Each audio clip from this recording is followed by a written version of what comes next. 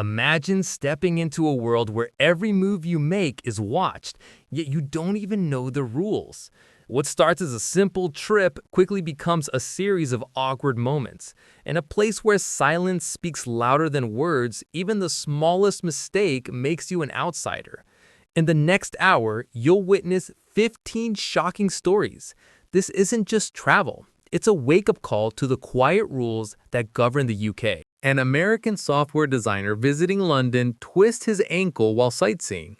Worried it might be serious, he walks into a nearby NHS urgent care center expecting paperwork, co-pays, insurance questions, billing desks, and long arguments. Instead, the receptionist simply asks for his name, checks him in, and tells him to take a seat. No credit card, no forms, no insurance panic. He sits there confused. Wait, that's it? He asks a British man beside him. The man smiles. Aye, healthcare's a right here, not a purchase. After being seen by a nurse and getting an X-ray, the American waits nervously for the bill. The staff member hands him discharge papers. Cost? He asks. Nothing, she replies casually, unless you want copies for your records. He is stunned. Back home, he once paid $1,200 for an X-ray. The British man explained gently, "We all pay through taxes. Nobody." In the medieval streets of York, an American tourist joins a guided walking tour. During introductions, she casually shares details about her life back home, her job, her recent breakup, her family drama, her travel fears. She means no harm. She believes openness builds connection. But the group responds with gentle, polite nods. The guide smiles warmly, but keeps the conversation surface level. No one asks follow-up questions. No one shares anything equally personal. The atmosphere becomes quietly respectful, yet distant. As the tour continues, she notices something fascinating. British visitors talk comfortably about history, architecture, weather, museums, but rarely about themselves. Even friendly conversations stay structured, balanced, cautious. Later, she overhears two British tourists whisper, "Poor thing, must be American. They're so open." Not mocking, not rude, just observing cultural difference. She learns that British culture values emotional boundaries, especially with strangers. Openness isn't discouraged, it's simply paced. In the UK, trust grows slowly, one shared detail at a time. At a quiet Airbnb in Norwich, an American guest casually dismisses climate change during breakfast. The British host sets down his tea and responds firmly but calmly. With respect, this country sees climate change as a scientific and moral issue, not a political opinion. The American is taken aback. The tone isn't hostile, it's resolute. The host continues, "We're a small island. Rising seas, extreme weather, coastal erosion, it's not abstract to us. We can't afford to pretend it's optional." What follows is a surprisingly deep, hour-long discussion. Not emotional, but grounded in data, history, and lived experience. The American leaves with a new perspective. Climate denial in the UK isn't just disagreement, it's seen as ignoring reality. And reality here is during a community forum in Bristol, an American exchange student joins a discussion on housing affordability. He argues passionately that government involvement should be limited, that people should rely more on personal responsibility and private solutions. A British social worker responds calmly, "But what happens to those with no resources, no family, no savings?" The room nods quietly. The American leans in, curious. Back home, people say government shouldn't interfere in people's lives. A British teacher replies, "Interfere? We see it as protecting basic living standards." As the debate continues, the American notices something striking. The British participants aren't pushing ideology, they're pushing practicality. They frame social services as structural necessities, not philosophical debates. By the end, The American doesn't fully agree, but he understands something deeper. When a country expects individuals to carry every burden, the system cracks. When a country expects the system to support individuals, stability grows. At a university roundtable in Liverpool, an American student presents a project on global security. During Q&A, a British professor gently challenges him. Does your analysis consider the unintended consequences of American interventions? The student is taken aback. In the U.S., criticism of military actions often turns political and heated. But here, the critique is academic, measured, historical. Students discuss Iraq, Vietnam, drone programs without hostility, but with depth. It's not anti-American, the professor clarifies. It's about global accountability. For the first time, the American sees how the UK separates friendship from agreement. Allies can question each other, not out of distrust, but responsibility. He leaves the session realizing America's global confidence is admirable, but the British ability to analyze power without fear is equally valuable. These first 5 stories reveal something many visitors miss. The UK's quiet social rules aren't about silence, they're about structure. Every interaction, from trains to queues to greetings, follows patterns that protect comfort, fairness, and personal boundaries. What feels understated is actually carefully organized. And once you notice the system beneath the quiet, you understand how deeply it shapes daily life in the UK. At a small dinner gathering in Cardiff, an American guest decides to lighten the mood with one of his classic big energy jokes. He tells it with enthusiasm, bold gestures, and a laugh loud enough to fill the room. The reaction is polite, but muted. People smile softly. A couple chuckle quietly. A British man raises his eyebrows, offering a subtle, "very good." To the American, it feels like the joke missed completely. Later in the evening, a British guest shares a one-liner so understated, the American almost misses it. But the room bursts into laughter. Soft, contained, but genuine. He realizes British humor isn't built on volume or delivery. It's built on understatement, timing, and dry subtlety. In the UK, the less you say, the funnier it often becomes. Silence becomes part of the punchline. A raised eyebrow can replace an entire setup. He understands something new. Humor here is a quiet language, and he's just beginning to learn its grammar. At a historic cafe near Oxford University, an American PhD student joins a study group of British classmates. They discuss politics, ethics, and social systems. The American enters the conversation with full confidence, clear statements, bold claims, and passionate explanations. In the US, this is normal. It shows engagement. But here, something shifts. The British students don't interrupt him, nor do they oppose him directly. Instead, they exchange brief glances, sip their tea, and softly respond with phrases like, "That's one way to see it." Interesting angle. I suppose there's another perspective. Their tone is calm. Their words are light. But the message is powerful. Strong views aren't rejected. They're absorbed, softened, redirected. Over time, the American notices how disagreements happen without confrontation. Brits debate by layering ideas gently, using subtlety as a tool, not volume. He learns an important truth. In the UK, intellectual strength is shown not by dominating a conversation, but by balancing it.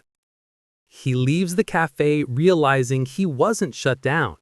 He was guided. An American student studying abroad in Nottingham visits a small electronics shop to return a faulty charger. He expects the US retail dynamic, clear explanations, firm customer rights, maybe even a little negotiation. But the shopkeeper listens calmly, inspects the charger quietly, and responds, "I see. Let's sort it." No fuss, no debate, but also no excessive enthusiasm. The American tries to emphasize his inconvenience, hoping for a quicker resolution or special treatment. The shopkeeper simply nods once and repeats, "We'll sort it." And he does, efficiently and fairly. The American notices something unusual. British service culture isn't built on exaggerated customer pandering. It's built on competence and politeness, not performance. There's no forced friendliness, no loud energy, no over-the-top apologies. A local friend later explains, "We expect fairness, not flattery." He walks out with a replacement charger and a new understanding of how service works here. It isn't loud, it isn't emotional. It's quietly reliable. An American diplomat visits Belfast for a cultural exchange event. When introduced to community leaders, he offers his standard firm handshake, the confident grip that signals respect and professionalism back home. But each time, the British and Irish hosts respond with noticeably softer handshakes. Not weak, just gentle, measured, almost symbolic. He initially misreads it as lack of enthusiasm, but as the evening progresses, he studies carefully. Their tone is warm, their attention sincere, their interest real. The handshake isn't a reflection of confidence, it's a reflection of comfort. A local historian clarifies during dinner. Firm handshakes feel overly assertive here. We greet gently to show ease, not dominance. The American suddenly understands the deeper rule. Greetings in the UK aren't tests of strength. They're invitations to calm connection. By the end of the night, his handshake softens naturally, fitting the rhythm of the room. He doesn't sacrifice confidence, he refines it. At a community workshop in Sheffield, residents gather in a circle to discuss improvements for a local park. A visiting American volunteer jumps into the conversation enthusiastically.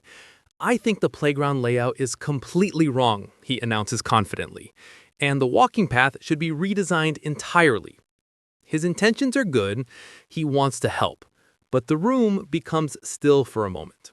Not offended, not tense, just quiet. A British woman responds softly, "That's certainly a viewpoint. Perhaps there are other angles too." Another adds, "We might consider small adjustments before full redesigns." Their voices are calm, measured, and diplomatic, shaping disagreement without confrontation. The American slowly realizes he arrived with solutions before sensitivity. The British participants aren't avoiding disagreement, they're managing it with precision, ensuring no one feels challenged.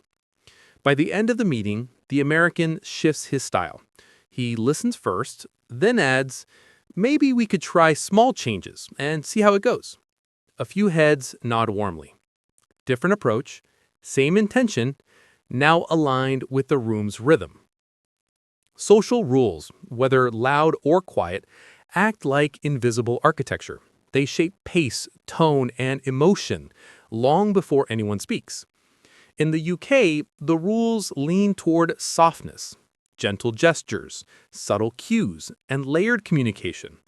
They create a culture where comfort is protected collectively, not enforced individually. And while these systems may feel unfamiliar to newcomers, they offer a powerful reminder. Every society carries wisdom in its habits. Learning those habits doesn't erase who we are, it expands the way we understand people. An American tourist boards a train leaving King's Cross, relieved to finally sit after a long morning of sightseeing. He settles into his seat, pulls out his phone, and starts a cheerful video call with his family. His voice carries, nothing aggressive, just normal American volume. But slowly, something unusual happens. Not a single passenger looks up. No one shushes him, no one confronts him. Instead, the entire carriage becomes colder, stiller, heavier. A woman lifts her eyes just enough to glance toward the quiet coach sign above his head. He doesn't see it. The atmosphere thickens, not with anger, but with British expectation. Quiet isn't requested here, it is assumed, expected, protected. A conductor finally approaches, speaking so softly that the American doesn't notice until she pauses beside him. "Sir," she whispers, "this is our quiet coach." No emotion, no frustration, just facts delivered with surgical precision. The American insta-caught instantly, feeling a pressure he can't explain, like he broke a rule that wasn't written, but everyone knew. The carriage returns to silence, not triumphant, but restored.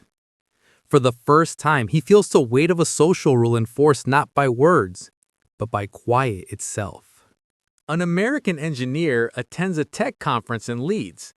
During a coffee break, he accidentally bumps into a British attendee while reaching for sugar. Immediately, the Brit says, "Oh, sorry."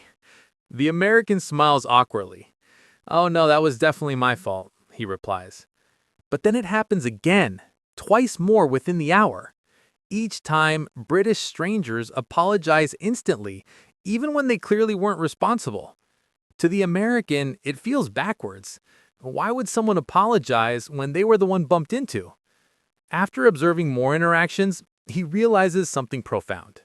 In the UK, apology doesn't equal guilt. It's a smoothing tool, a way to keep the social rhythm intact. Sorry is a reset button, not a confession. Later, a British colleague explains, saying sorry keeps the moment soft. It prevents tension before it even starts. The American finally sees the pattern. Apologizing here isn't about blame, it's about harmony. And in a crowded, fast-moving environment, harmony matters more than accuracy. During a coastal stay in Plymouth, an American traveler chats with a local shopkeeper about a nearby hiking trail. The shopkeeper says, "It's a bit of a walk, but you might enjoy it." The American interprets this literally. Sounds great. He heads out expecting a moderate stroll. But 2 hours later, exhausted and sunburned, he realizes the trail was far longer, steeper, and more demanding than implied. Back at the shop the next day, he mentions it, jokingly. The shopkeeper smiles politely. "Oh yes, it can be quite the climb." Only now does he understand the British code. A bit of a walk often means long. A little steep can mean very steep. You might enjoy it can mean prepare yourself. The British soften descriptions to remain polite, avoiding extremes even when the reality is extreme. He laughs, appreciating the nuance he missed. British politeness is an art, and reading between the lines is part of the gallery.